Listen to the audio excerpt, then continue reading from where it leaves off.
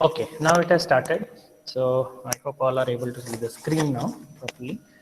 So the control valves are most important units in a hydraulic system. So what are the basic functions of these control valves? There are three control valves. As you all know, one is DCV, FCV and PCV. So we had just taken briefly about these control components. What is a directional control valve? As the name itself implies, a valve which controls the direction of flow of the fluid in a hydraulic system is called as directional control valve. Okay, so second is your flow control valve, the valve which controls the flow rate of fluid in a hydraulic system. We call it as a flow control valve. And the third one is pressure control valve, the valve which can aid in controlling the pressure that is present at the in the hydraulic system for a particular fluid is called as pressure control valve. Now, if you see at the right hand side, I will just use the mouse pointer. So you have this as a DCV, which you people were generally drawing for all your circuit diagrams, right? You had drawn this diagram in your circuit diagram. This is for your DCV, which has a central envelope, left envelope, and right envelope. But this is what is one type of control valve, directional control valve. There are several types. Okay, we will see which are those. Okay, and next, here there is a small mistake. This arrow should have been here. Okay, so please note. Second is the flow control valve. Now here the symbol for this is two braces and an arrow. This is a circuit symbol for flow control valve, wherein it restricts the flow. Okay, you can see this is a converging section and diverging section, and just it's a symbol for flow restriction. So that is flow control valve. Similarly, you have pressure control valves. So in pressure control valve, what do we have? If you see this diagram, this is the 3D view of the pressure control valve, wherein you have a spring. At the end of the spring, there is a ball that is attached. Okay, so that ball will be seated on the in its position on this seating. So as the pressure increases, then only it will get actuated. The ball will be pushed off the seat, the spring will get compressed, and you will have the flow. Okay, regulation. So you can control the pressure by various means. Okay, so we will see in detail what are these types of valves and how are the mechanisms. But as of now, just to understand basically DCV, which makes use of a kind of a spool here. Okay, you can slide this and you can establish connections between P to A, B to T, or P to B, and A to T, and so on. We will see that. Similarly, flow control valve. You can see here there is a screw that will be sitting in its position, wherein if you want to control the flow rate, you can rotate this anti-clockwise or clockwise, right? So based on that, the opening here, it will be deciding the amount of opening here, and that controls the flow rate. Okay, this is just the basic idea, three types of valves. Next, we are studying each type of valve in detail. Okay, so let us see what is that directional control valve. So here, as I explained earlier, this is the diagram which you can draw for a directional control valve. Now, what type of questions can be asked from your examination point of view? Before I tell that, let me tell that your IA tests will be from next Monday.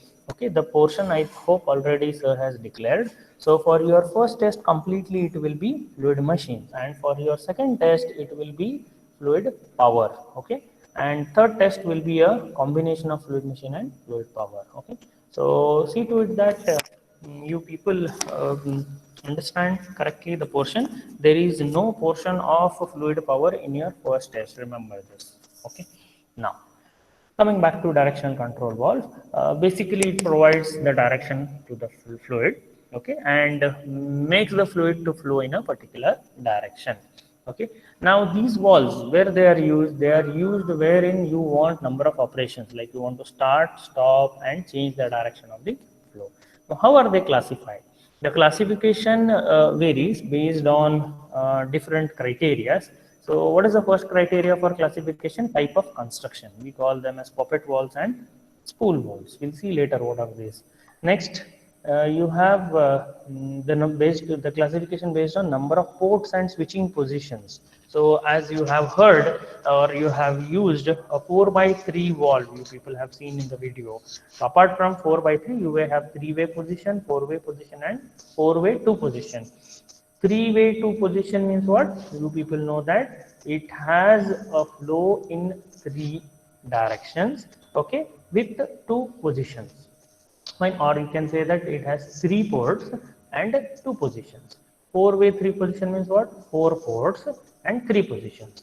Similarly, 4-way 2 position means what? 4 ports but 2 positions. So if you tell it, this is a 3 by 2 wall, this is a 4 by 3 wall, and this is a 4 by 2 wall. Okay. Next, the method of changeover from one position to next, whether it's throttling type or non-throttling type. Now, what are the general types of DCBs that are available to us? We have check walls, we have shuttle wall, we have two-way wall, three-way wall, and four-way walls. These are the 5 types of walls. So they may ask a question as explain the different types of walls available in directional control of a hydraulic system.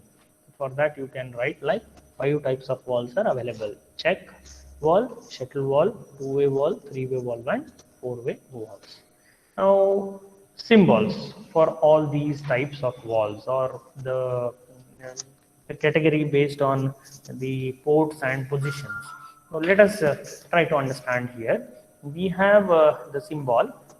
When do you say it is a 2 by 2 wall? It is a 2 by 2 wall when you have two ports, 1 and 2. Here also 1 and 2. Two ports, two positions. Position 1, position 2. So one position you use for extension. The second position is for retraction, or it is stop position. Right? So two closed poles in closed neutral position and flow during actuated position. Now here what I can have, you can have a kind of a closed position. There is no movement at all of the actuator in this position because the cylinders are hydraulically locked, and in the second position there is a flow. Okay, that is how you can decide that. Next we have 3 by 2 wall. In 3 by 2 wall is a case wherein this has 3 ports: port 1, port 2, port 3. Port means they are the openings. Similarly here you can see port 1, port 2, and port 3. It is written 1, 2, 3. Right? So 3 ports and 2 positions. So in the first position, flow takes place to the cylinder. In the second position, the flow takes out of the cylinder. You can just observe, if your pump inlet is connected here and this is connected to the actuator, what will happen? Free flow will be there, cylinder will get extended. To retract back, what you can do, you can connect this position wherein the oil which was already filled into the cylinder must be sent back to the tank. So that will be done in this position. Now, the typical example for 3 by 2 way valve is your single acting cylinder. I hope you people remember when we were discussing that actuator. Just if I go back, I will just show you that diagram is there with us. So if you see the single acting cylinder, I hope all are able to see this animation. You have the inlet which will happen from here, oil from the pump, which will push the piston ahead, then it will complete the extension stroke. But please remember, what we said is the retraction stroke is by a spring that is actuated over here. But retraction is by spring, correct? But how the oil has to come back to the tank? So for that you need two positions. So what are those two positions? Position 1 is the free flow into the cylinder during extension, and retraction is by this envelope. So it will come back to the tank. Next is 4 by 2 valve. Suppose you have a double acting cylinder, okay, in which you will have 4 ports, port 1, 2, 3, 4. Similarly, port 1, 2, 3, 4, and 2 positions. So this position you can have the extension, this position you can have the retraction. Next, we have 4 by 3 valve. This at least you know because you have used this. Central position, that is no movement at all. Left envelope, there will be retraction, and right envelope, this will make extension of the cylinder. Okay. Last one is 5 by 2 valve. So if you have if you want for other applications, we can go for 5/2 wall based on how much of movement of the oil should happen into the hydraulic system. These are categorized: 2/2, 3/2, 4/2, 4/3, and 5/2. Now let us see what is the wall. What is there inside a wall? We all understood that this flows, that flows, there it moves from P to A, T to B, and so on. But what is that actually inside a wall? What is the arrangement, construction of the wall? The first type of construction we are going to observe is check wall. Now, what are these types of walls? It is a wall which is allowing the fluid flow only in one direction. Okay, we can say this wall as non-return wall. So wherein you will have the free flow in one direction only. If the fluid tries to flow back into the opposite direction, it will be restricted. How is that possible? The construction here, you can see there will be a ball which will be attached to the spring over here, and you have the inlet, fluid inlet here, outlet. Once the pressure increases into the hydraulic system, the oil will start pushing this ball off the seat. Okay, there is a seat in here. It will push off the seat. Flow will start, okay, in this direction, and this is the outlet. Suppose if it wants to retract back, the flow wants to return back, then what will happen? Because of the fluid pressure, it will push the ball into the seat. Then there will be flow that will be restricted. There will be no flow. So that is why it is called as a one-way flow, or you can say it is flow is in only one direction, non-return type of a valve it is. Okay, so fluid flows through the inlet when a small pressure is needed to open the valve of the seat. Okay, then the valve opens and there is flow. And whenever it tries to come back, the flow is stopped. Okay, it shuts the valve. So this kind of valves are used in various applications like chemical and power plants, and industrial processes, and feed water control systems, and so on and so forth. Miscellaneous. So many applications are there. So what is that you are supposed to understand here is how the valve works. Okay. So this is what is the diagram that you are supposed to draw, and few points with regards to this check valve. Next, shuttle valve, or you can say the shuttle valve as similar to OR gate. Suppose you want to have or operate two pumps, okay? You want to operate. So in that case, what you can do, you can have the shuttle valve kind of an arrangement. So what is there in the shuttle valve? So here you can see two positions have been shown, right? So if you have the fluid flow from P1 to A, and what will happen? You connect this pump. When you connect this pump, the flow will start from this envelope. Okay, from P1, the fluid will start entering. This ball, which was initially at this position, will be pushed off its seat because of the pressure. But there will be no flow here. The flow will be from P1 to A. Okay. Next, if you want to connect the other pump, okay, suddenly you want to stop this pump and start that pump. So then what will happen? You will have to start this pump wherein the fluid will start flowing from this side, and it will push this ball back to its seat, and it will close this entry. So fluid will start flowing from P2 to A. So generally shuttle valves they use in case if one pump fails, okay, it cannot give the rated pressure and it cannot perform, then what they do, they on this pump wherein it will push the ball into its seat and the flow will start from P2 to A. It's like shuttle badminton, like how we play. Similarly, this ball is pushed on the either ends depending on the operation. So where are these used? These valves are used wherein we have some switch kind of an operation, on off like that. So, or you can have this arrangement in a way such as you want this pump to be actuated or this pump to be actuated. Okay? But if you observe the pressure here, when you connect P1 to A will be higher than the pressure P2. But when you want to connect this, the pressure of P2 will be greater than P1. Okay, that is how your shuttle valve operates.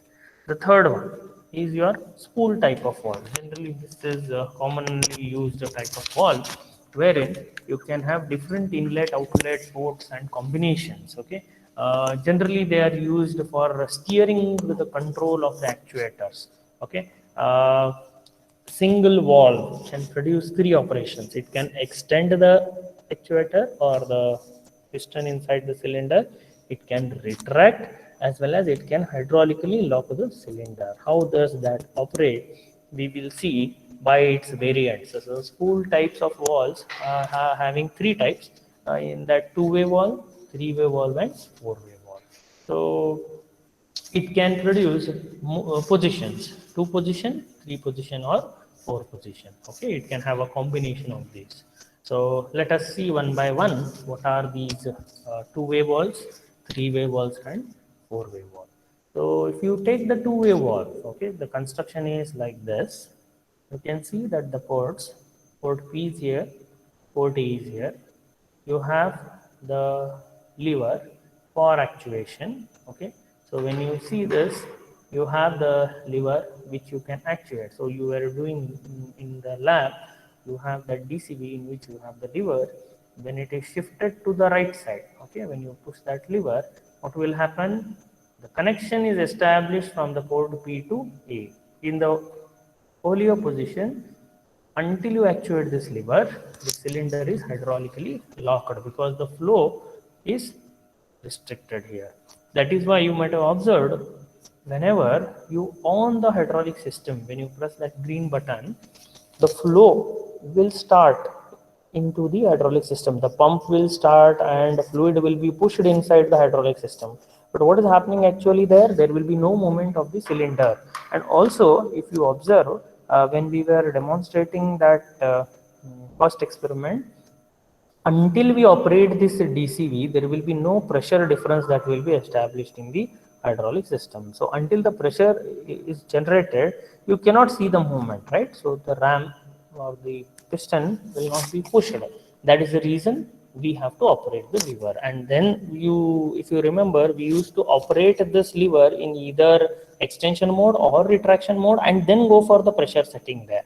10 bar, 20 bar, 30 bar, whatever it is. Otherwise, it is not visible. There will be no sense of the pressure that is there in the system. Okay. So now, if you see this two-way valve, the flow is established or closed when the actuator is moved. Okay. What happens here? In its neutral position, it is locked. There is no flow. When you operate this lever, what will happen? This spool, we call this itself as a spool, or it's a kind of a cylindrical element which can move in either ways, and here ceilings are there. Okay, so there will be no flow. What will happen when you operate this? It will push the spool aside ahead and the connection is established from P to A. This is two-way. Similarly, three-way. If you see three-way valve, they have three nodes. Nodes means three ports from which oil can enter and exit. Okay, openings there. So if you observe three-way valve, the spring is fixed over here, and this is the spool. Okay, the spool is nothing but a wedge kind of a shape. So when you operate this push button or lever, instead of lever, if you have a push button, you will push that. Shut off valve, if you remember there, you have a push button, right? Or emergency stop button, which was there on your system. If you press that, what will happen? It will stop. The system will stop. In case of this three-way valve, if you observe, it has two plug actuators in different ways. When you operate this spool, what will happen? A connection is established.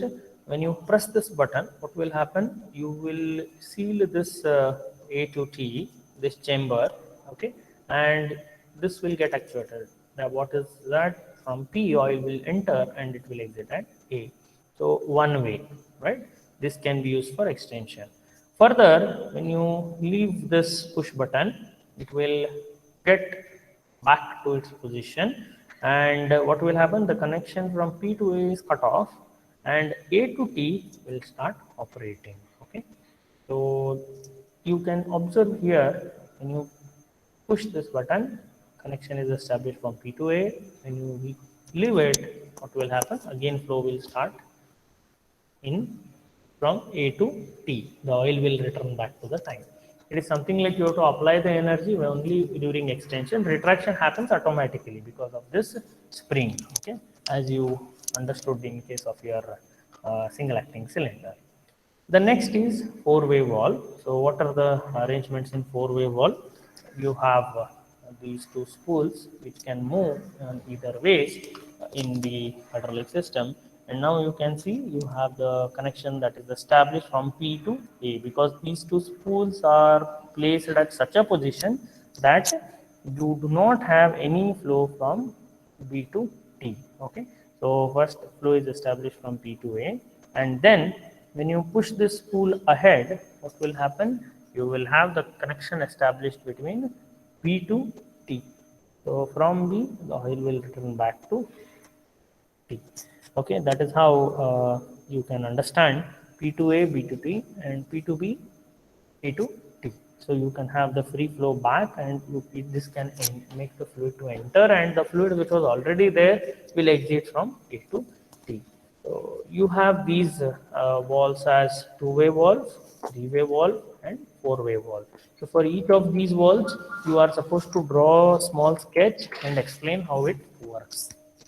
All are same, only thing the ports and the movement of the fluid has to be explained properly. So let us take some, these are the few features of four-way valve. Okay, so for each of the diagram you can explain with 4 to 5 points. Don't have too much of explanation, that will create confusion and chaos. So have point wise answers for the fluid power part. Okay, because it's sketch and explain, that is how the questions will be, because you don't have any numericals.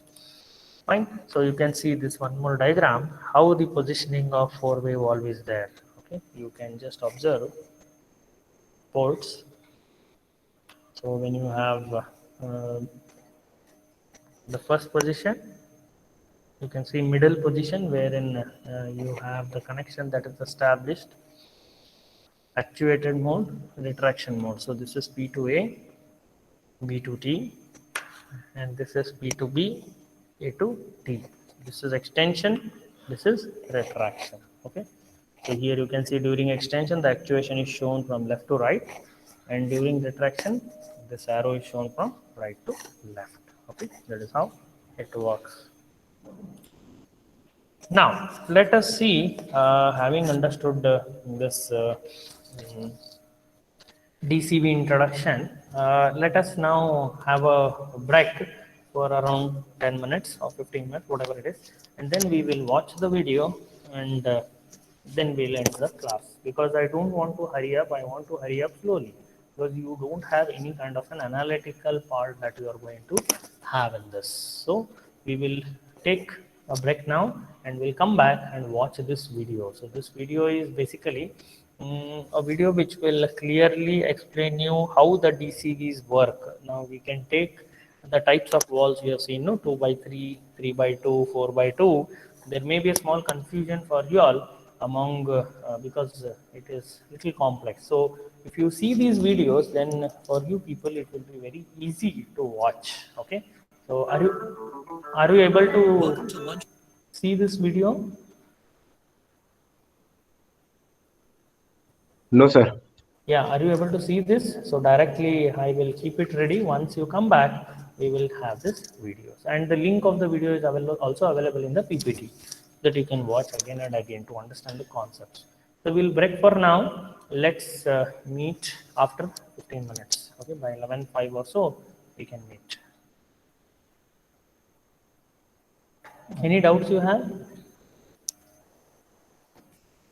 No, sir. Okay, so we will meet once the break is over.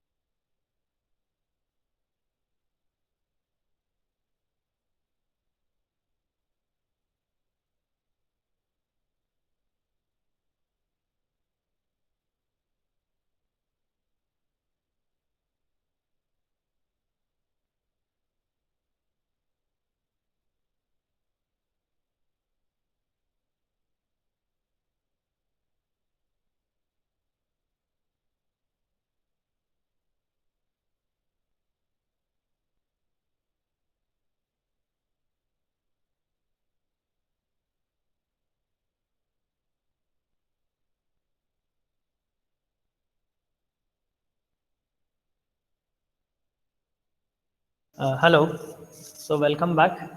So let me shift myself to that video, and you people can watch that entire video. I'll be taking the attendance 2 3 times so that the record should be there.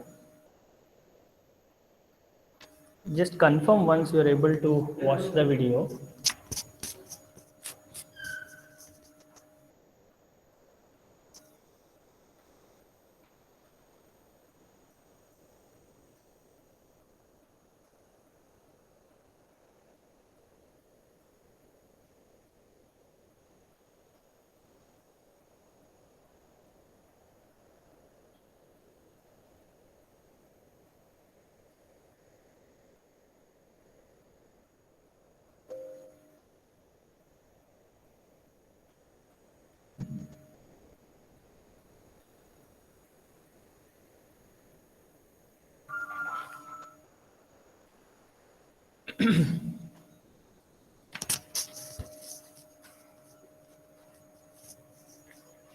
Are you able to watch this?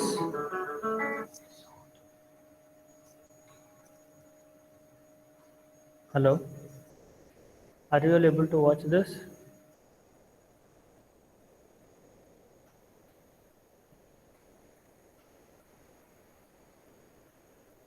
Hello? No, sir.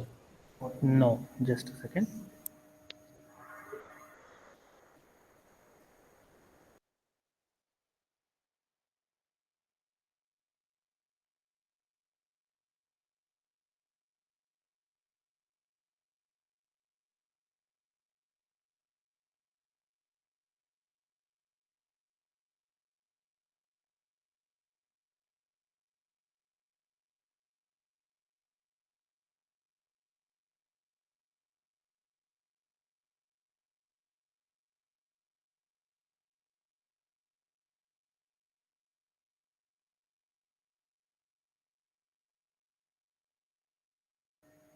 Yes, are you able to watch the video screen?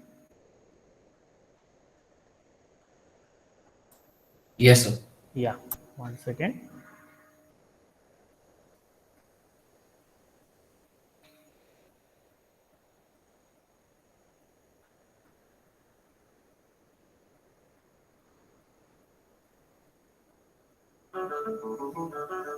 Welcome to Lunchbox Sessions, bite-sized I hope all are able industrial to training. see this. Yes, sir. Okay. Hello, this is Carl from Lunchbox.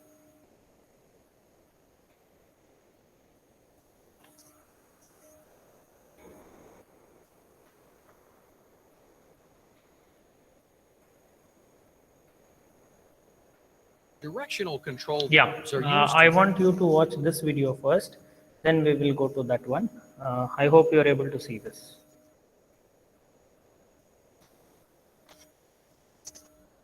Shall I start?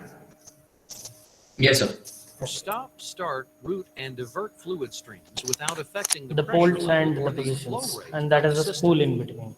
Directional control valves are identified by the number of ways that fluid can flow and the number of positions the valve can produce. A way refers to the number of active porting connections, called ports. This valve has 3 ports, so it is a 3-way valve. The term position refers to the number of discrete operating positions of the internal valve element. For this spool valve, one position allows fluid to flow from the inlet to port A, and a second position allows fluid to flow from the inlet to port B. Therefore, this is a 2-position valve. This spool valve has 2 ports and 2 positions. The first position allows fluid to flow freely. The second position blocks both ports. Even though both ports aren't physically blocked, the lack of fluid entering the pressure port also prevents fluid from exiting outlet port A. Therefore, both ports are defined as blocked, making it a 2-way, 2-position valve. To simplify fluid system drawings and schematics, all valves can be represented graphically. Boxes, sometimes called envelopes, are used to indicate the number of valve positions. Since this is a two-position valve, its graphic representation has two adjacent boxes. Continuous lines are used to indicate fluid flow between ports. For complex valves, the ports may also be labeled. The input port is typically labeled P for pressure. Outlet ports are typically given alpha characters starting with A. Other times, the letter stands for the destination of the fluid. For instance, the letter T would indicate a port that is connected to a tank. This is a fairly simple valve, so port labels are not required. A solid arrow indicates the direction of liquid flow. The first position of this valve allows fluid to flow from the pressure port to port A, so an arrow is drawn in the first box to indicate fluid flow. A T indicates that a port or way is blocked or closed. This valve's first position has no ports blocked, but its second position blocks both. The second box corresponds to the second position of the valve. Therefore, two T's are added to illustrate the lack of fluid flow in the second position. Next, lines are drawn to indicate the normal position of the valve. The normal position is defined as the position of the valve when its spool is unshifted and the power is off. This means that any mechanical actuators, such as springs, are in their non-actuated positions. Electrical actuators, such as solenoids, are powered off. The normal position can sometimes be referred to as the unshifted, de-energized, or unactuated position. In this case, position 1 is the normal position. Therefore, the lines to indicate the normal position are drawn in the first box. On a hydraulic schematic, the lines that indicate the normal position will be connected to other devices in the system.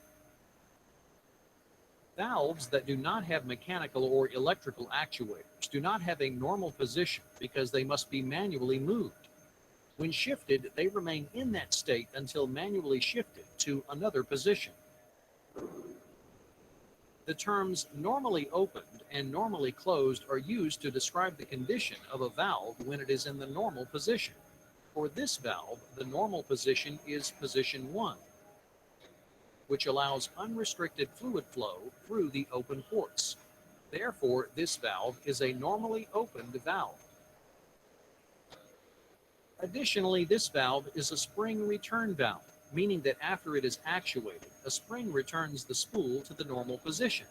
A spring symbol is placed next to the block representing the normal position. Actuators used to change valve positions can be mechanical, pneumatic pilot, or electric solenoid.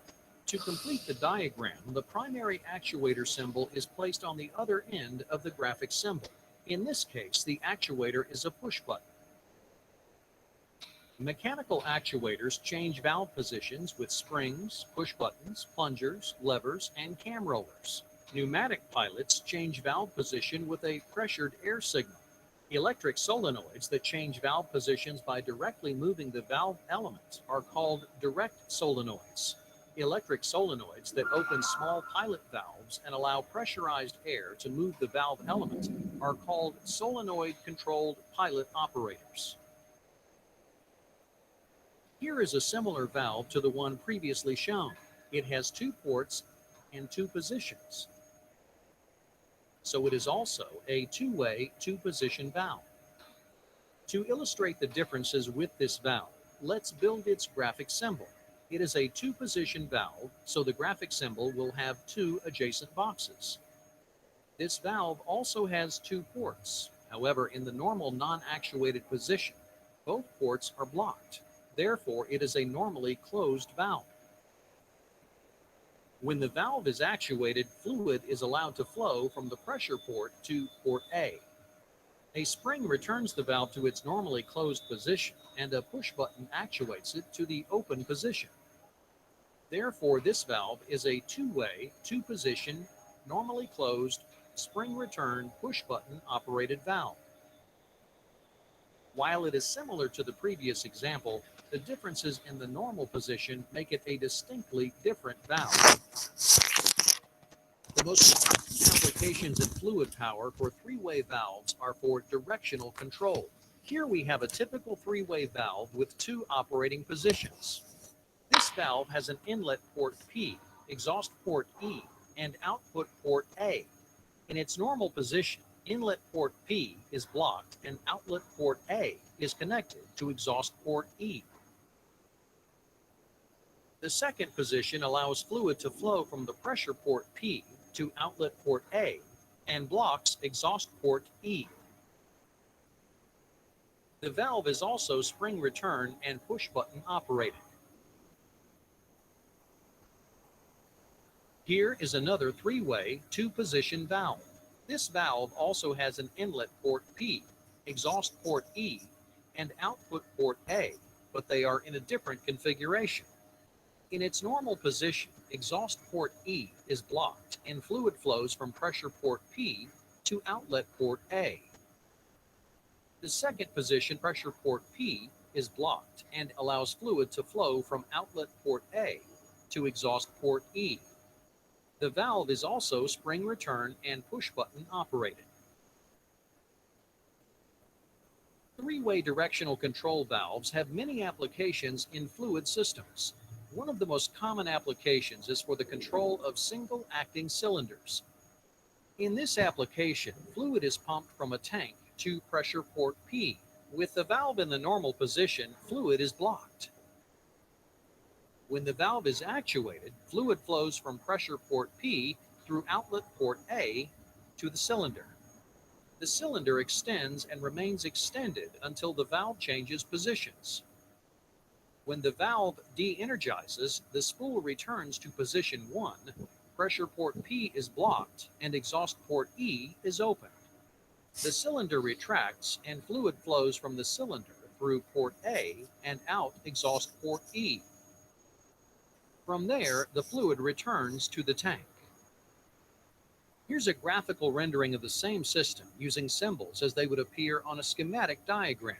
Two- and three-way control valves are ideal for use as directional control valves to operate cylinders or hydraulic rams, filling and draining tanks, as mechanical brakes, and even in vacuum systems. Versatility is vital to the successful operation of many different fluid systems.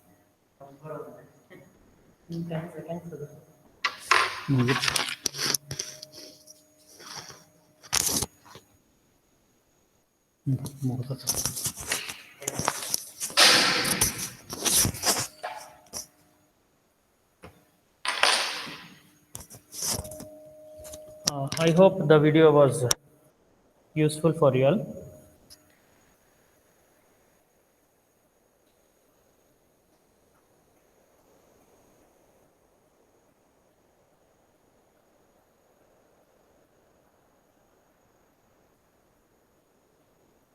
So let us watch the one more video in which you can see these components are imbibed as a part of the hydraulic system. The valve is present, the motors are present, external gear motors are there, then we have pressure relief valve, then we have the complete system, hydraulic system.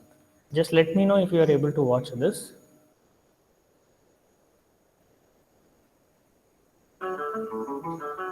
Are you able to watch? Sessions. Yes, sir. Yeah, one second. Yeah. Industrial training. Hello, this is Carl. Yeah, so this is a complete hydraulic system in which you people can now watch the working of the directional control valve. This is the actual valve, the spool, the spring that is fixed. You can see this lever, okay, with which you can actuate. So this is something like wherein you are working with the complete hydraulic system, which we did in the lab, okay. And this is the circuit symbol, fine. So let us now see the operation. Also, there are a few components which you will be studying later, like relief valve. So what is that relief valve? Pressure relief valve we call it as. Then we have PRV, which we call it as. So you were using this to set the pressure, right? 10 bar, 20 bar, 30 bar, and so on. So that is PRV. Then we have the pump. you can observe here gear pumps are there, externally mated gear pumps are there, through which the fluid is sucked inside and it is pushed to the hydraulic systems, and everywhere fluid will get and will enter the system. And this is the actuator. Okay, actuator means the final work that you want to accomplish by using this hydraulic system. So cylinder, the piston, all the arrangements can be seen in this. So let us watch this video. From lunchboxsessions.com, and today we're going to be having a look at directional control valves. This will be part 1 on directional control valve basics. We will be looking at 4-port directional control valves that feature a blocked P-port when in the center or neutral position. 4-port directional control valves typically have the 4 labels P, T, A, and B. The P port is for supply from the pump, the T port is for the return to tank or reservoir, and the A and B ports are typically known as the work ports and are connected to the cylinder. Let's get started with a 4-port 2-position valve that does not have a center position. On the symbol, you see P to A porting to extend the cylinder and P to B porting to retract the cylinder. On the actual valve spool, you will see a cylindrical spool sliding inside of a cylindrical valve bore. The spool has large diameter areas called glands and smaller diameter areas called undercuts. This valve, with its 4 ports and 2 positions, is popular enough to extend and retract a cylinder, but does not allow the user to stop the cylinder mid-stroke. The spring inside this particular valve returns the valve spool to the P to A position whenever the lever is released. Notice that the relief valve is taking care of limiting maximum system pressure whenever the cylinder is deadheaded against the fully extended or fully retracted position. Now let's change to a 4-port 3-position valve. In the symbol, you can see that a center position has been added along with a second spring. The 2 springs in the symbol mean that the valve is spring-centered. Notice that the P port is blocked when in the center position. The relief valve is limiting system pressure. The A, B, and T ports are also blocked, making this a closed center valve.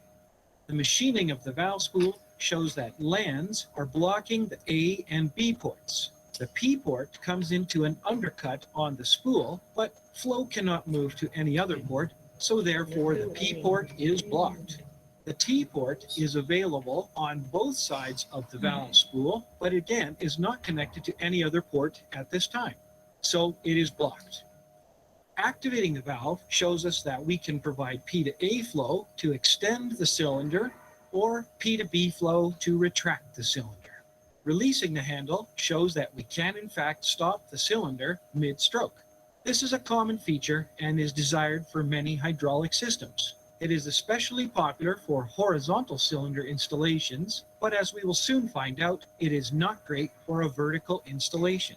In this animation, the valve seems to perform just fine, but can you imagine what happens as the cylindrical valve spool moves back and forth many thousands of times through the same valve bore?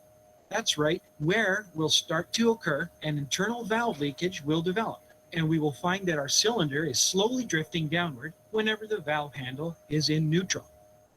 Now let's look at a valve that is typically referred to as a float center valve. Just as before, the P port is blocked at center position. However, the A, B, and T ports are all now connected together. Notice that the lands on the spool have been machined back to allow the B port and the A port to connect to tank during the center position. If you were watching the cylinder, you will notice that it fell all the way to the bottom. The float center literally leaves the cylinder floating freely. Believe it or not, this valve center is quite popular for vertical cylinder applications, but we need to add pilot-operated check valves in order to hold the cylinder mid-stroke.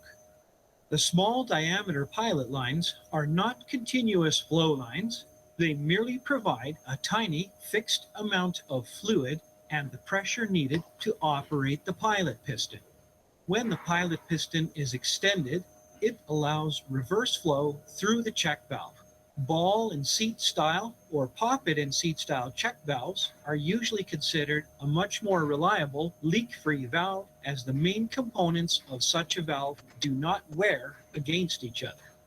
The float center valve in this case is most desirable to make sure that the pilot lines are completely vented to tank to allow the springs inside the check valves to close the check valves completely and hold the cylinder mid-stroke.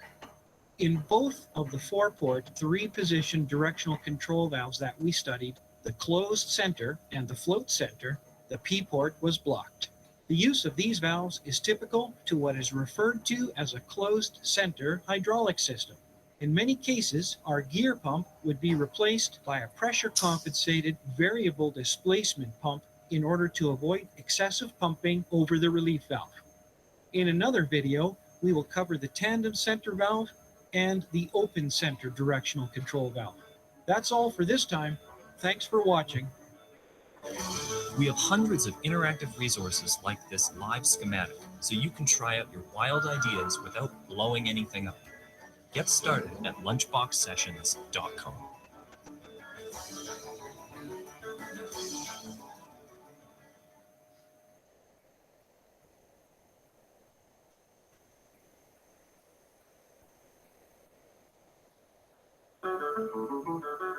Welcome to Lunchbox Sessions, bite-sized industrial training.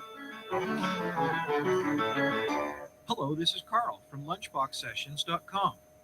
In Directional Control Valve Basics Part 1, we covered the closed center and float center directional valve.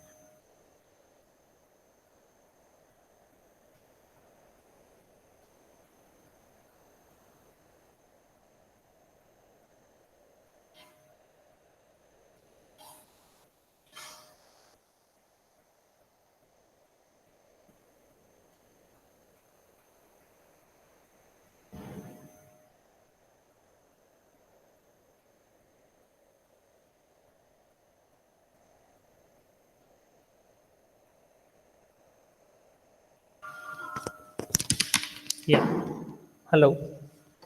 I hope this has cleared your thoughts regarding how the DCV will help in controlling the hydraulic system. Okay.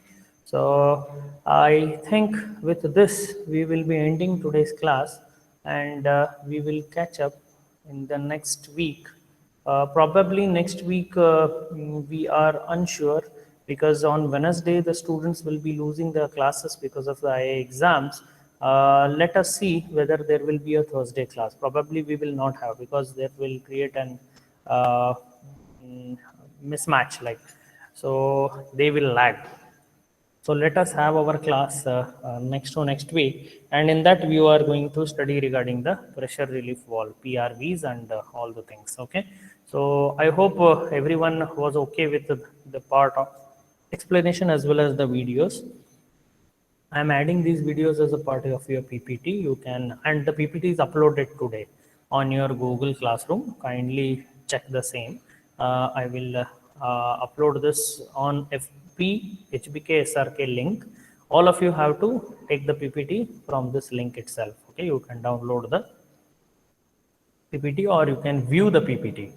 It has around 50 slides, which consist of the explanations as well as the diagrams for each one of them. If there is any explanation that is missing, so kindly note them down from the Andrew Parr book that we have given, or from other sources, but they should be relevant sources. Okay. So with this, I think we can end today's class. There is one more video number 3. You can just watch it later, and if you have any doubts, you can type in the chat box now. Okay.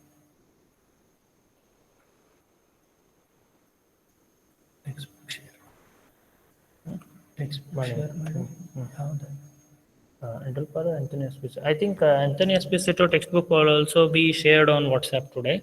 Have a copy of that, so kindly share it among your friends and you can utilize the same. Anthony Esposito textbook has a very good explanation with regards to this fluid power part. Okay, and you can refer the same. Okay, any other doubts?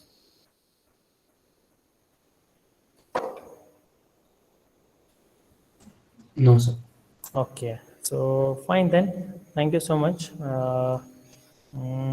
We will wind up for today, and we'll catch up next week. Okay, thank you. Bye bye. Thanks. Meeting number 20.